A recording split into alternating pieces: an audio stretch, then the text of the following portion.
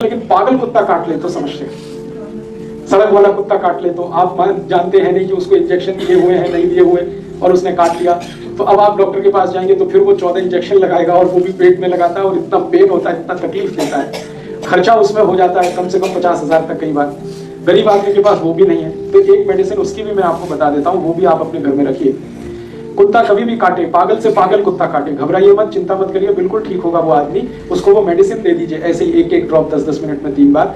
Medicine का नाम है हाइड्रोफोबिनम, HYDRO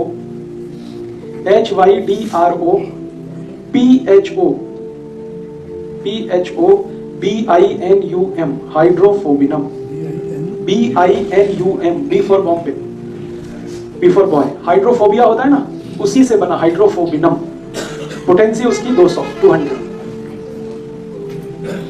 और तरीका वही है, लिक्विड फॉर्म में ले लीजिए, एक ड्रॉप जीभ पे डालिए, 10-10 मिनट में 3 बार, 200।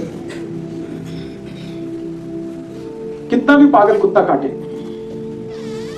बिल्कुल आप उसको बिंदास दे दीजिए और भूल जाइए। फिर मन में ये मत रखिए कि इंजेक्शन लगवाए। ये दवा 2 ही चीजों से इसको बचाना है, एक तो सूरज की धूप से और रेफ्रिजरेटर से।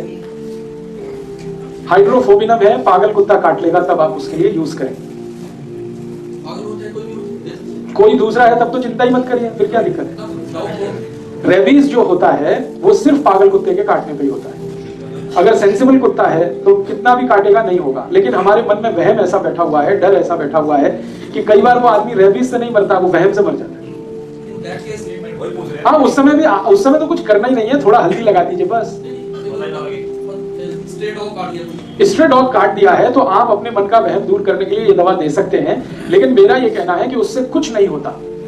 स्ट्रे डॉग काट लेगा, अगर वो पागल नहीं है तो पेशेंट को कुछ नहीं होता, वो हमारे मन का वहम है जिसमें हम परेशान रहते हैं। और कुछ डर डॉक्टरों ने बिठा रखा है कि इंजेक्शन तो लेना ही पड़ेगा, तो ऐसा तो करना ही पड़ेगा। अपने बॉडी में थोड़े बहुत रेजिस्टेंस सबके पास है। अगर कुत्ते के काटने से उसकी लार ग्रंथियों के कुछ वायरस चले भी गए हैं तो उनको खत्म करने के लिए अपने ब्लड में काफी कुछ है, वो खत्म कर ही लेता है। लेकिन चूंकि मन में डर बिठा दिया है, भय बैठ गया है, शंका हो जाती है, हमको कंफर्म नहीं होता जब तक कि हम 20-50 हजार खर्च नहीं कर लेते। ये उस समय के लिए मैंने कहा कि आप ये दवा ले लीजिए और इसका एक ड्रॉप 10-10 मिनट में 3 बार डाल के छोड़ दीजिए, भूल जाइए आप भी और पेशेंट से कहिए वो भी भूल जाए। एक ही दिन और 10-10 मिनट, मैंने 30 ही मिनट में सब काम करना। नहीं बिल्कुल नहीं। कुत्ते को दे सकते हैं।